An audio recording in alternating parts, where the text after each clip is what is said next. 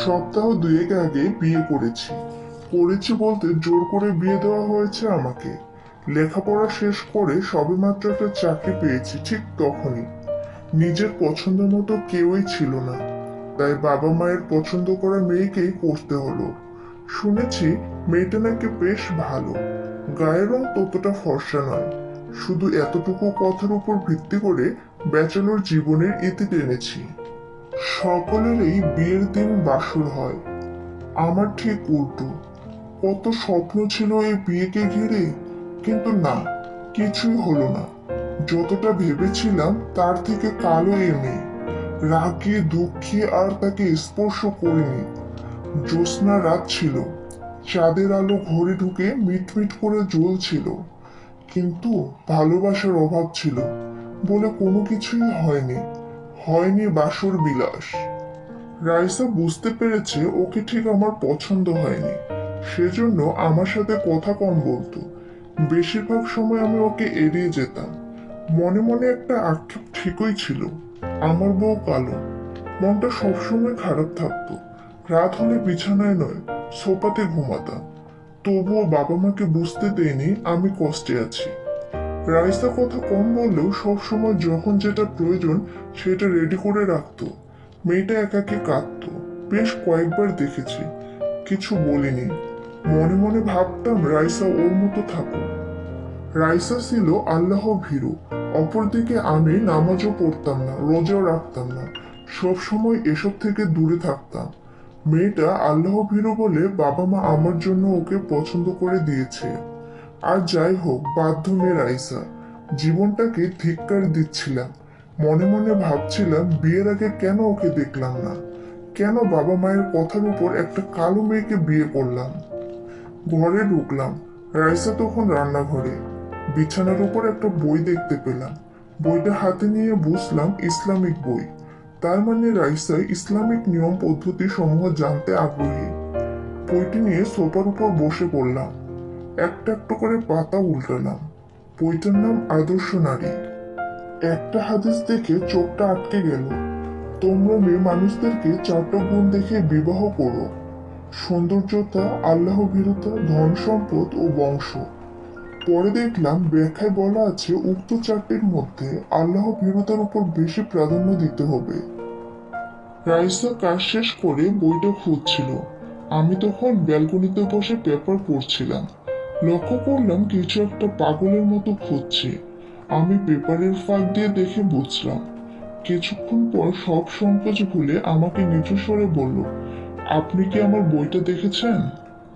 পেপারটা ভাঁজ করতে করতে বললাম, কোন বইটা, আদর্শ নারী? জি, আমার বুক সেলফে দেখেন। বলা বাহুল্য, পুরো বইটা খুব দ্রুত শেষ করে ফেলেছি। বইটা পড়ে কিছুটা হলেও অনুশোচনা এসেছে আমার।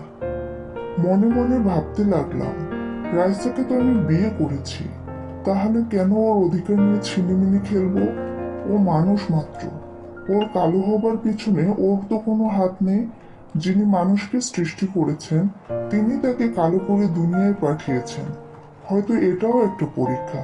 মনটা ছটফট করতে করতে সোফায় ঘুমিয়ে পড়লাম। গভীর রাত্রে ঘুম ভেঙে গেল। কান্নার আওয়াজ শুনতে পেলাম। তড়িঘড়ি করে উঠে দেখলাম বাইরের আবছা আলোর পাশে কে যেন নামাজ পড়ছে। বিছানার দিকে তাকিয়ে দেখলাম রাইসা নেই। নিশ্চিত হলাম ওটা রাইসা ছিল। আমি সোফায় চুপ করে বসে থাকলাম। ঘর অন্ধকার ছিল বলে আমাকে ঠিক দেখা যাচ্ছিল না। রাইসা নামাজ শেষ করে মোনাজাত শুরু করেছে। মোনাজাতের সময় ওর চোখ দিয়ে পানি ঝরছিল। ওর চোখে কেন জানি পানি দেখে আমার মনটা গলে গেল। খুব খারাপ লাগছিল। রাইসার অস্পষ্ট কথা আমার কানে ভেসে আসছিল। বলছিল, হে আমার মাবুদ, আমার স্বামী আমাকে ওনার স্ত্রীর মর্যাদা থেকে দূরে ঠেলে দিয়েছেন। আমার কি দোষ বলুন? আমি তো নিজের ইচ্ছায় কালো হইনি। তুমি তো আমাকে কালো করেই সৃষ্টি করেছ। তুমি তো বলেছ রাত্রের শেষ ভাগে দুনিয়ায় আগমন করে বান্দাদের আহ্বান করো, বলতে থাকো, তোমাদের কার কি সমস্যা আছে আমার কাছে চাও, আমি তোমাদেরকে দান করব। হে মাবুদ, আমার স্বামী হয়তো আমাকে বুঝে উঠতে পারেনি, ওনাকে ক্ষমা করো।